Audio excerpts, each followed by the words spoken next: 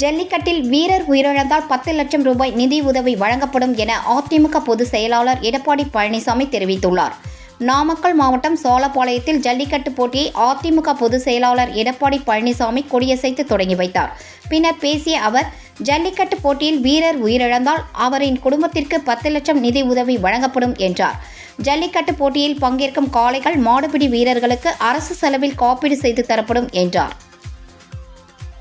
ஜல்லிக்கட்டு வீரர்கள் போட்டியில் கலந்து கொள்கின்ற வீரர்களுக்கு யாரெல்லாம் பதிவு செய்யப்பட்டார்களோ அவர்களுக்கெல்லாம் அரசாங்கமே இன்சூரன்ஸ் செய்து கொடுக்கப்படும் என்பதை இந்த நேரத்தில் தெரிவித்து, அதே போல ஜல்லிக்கட்டு வளர்த்துக்கிட்ட உரிமையால் வைத்த கோரிக்கை, அந்த ஜல்லிக்கட்டு இந்த நிகழ்ச்சியிலே பங்கு பெறுகின்ற காளைகள் அனைத்தும் கணக்கிட்டு அந்த காளைகளுக்கு இன்சூரன்ஸ் செய்யப்படும்.